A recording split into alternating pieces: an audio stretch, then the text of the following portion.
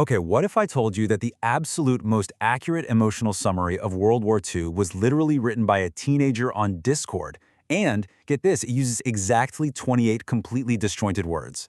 Welcome to this explainer. Today we are embarking on a really fascinating journey into modern internet archaeology. We're going to rigorously analyze a rather bizarre piece of digital media sourced from a YouTube channel known as Chat History. Now, usually when we explore the history of global conflicts, we look at treaties, battle maps, or maybe letters from the front lines. But today we're looking at how modern digital communities digest and retransmit these monumental human events through the absolute chaos of meme culture. We're going to treat a seemingly nonsensical audio mashup with the utmost academic sincerity, just to understand how information and historical memory actually mutate in the age of Discord.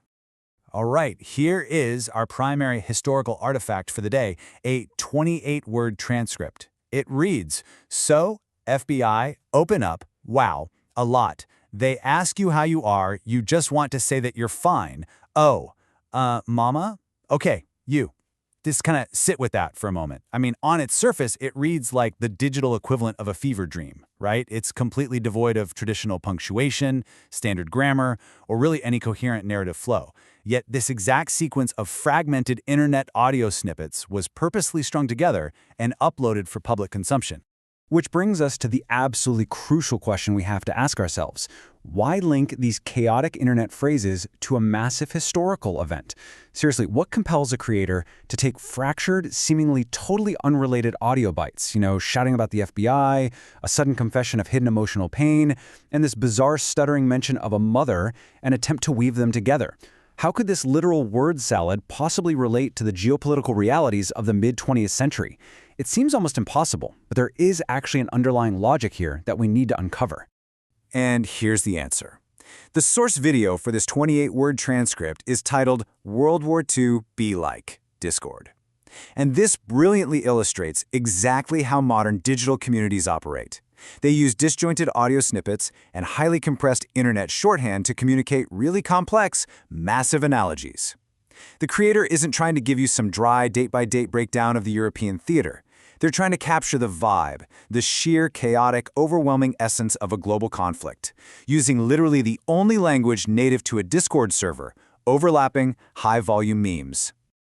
All right, let's dive into Section 1, Memes as Historical Commentary.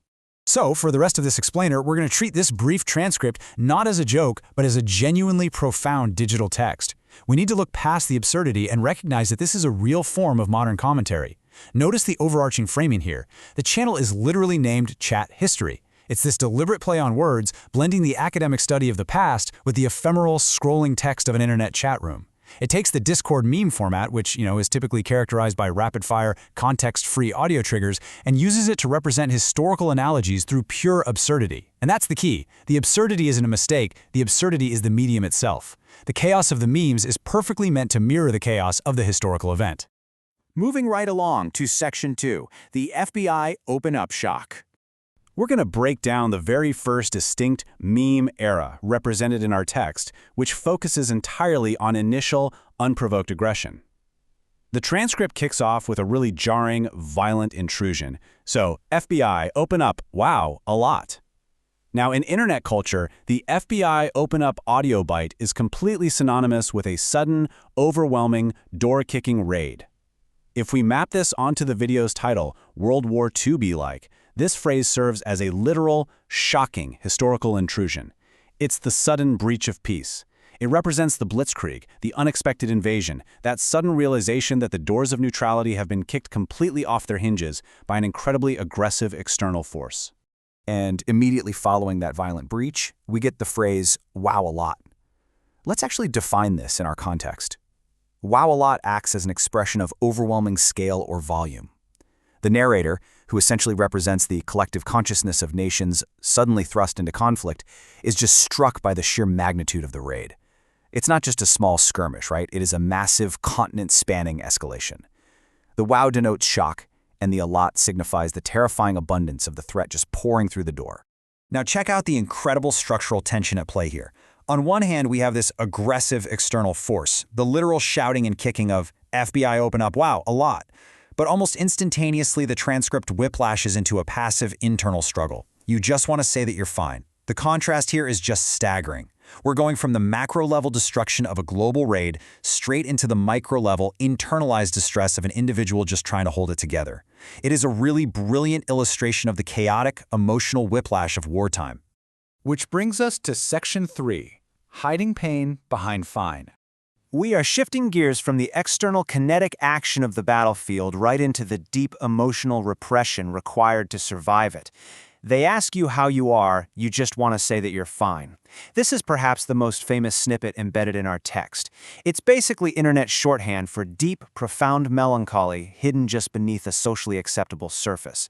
When you view it through the lens of a World War II analogy, this sentence becomes a tragic mask. Nations are crumbling. Cities are literally falling. The WWII has kicked the door down. But when asked for a status report, the collective response is a hollow, traumatized, "we're fine." It's the stiff upper lip. It's that propaganda poster telling citizens to keep calm and carry on while everything burns around them.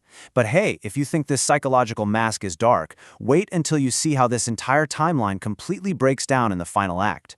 So the crucial point here is how this psychological sequence is systematically constructed in just a handful of words.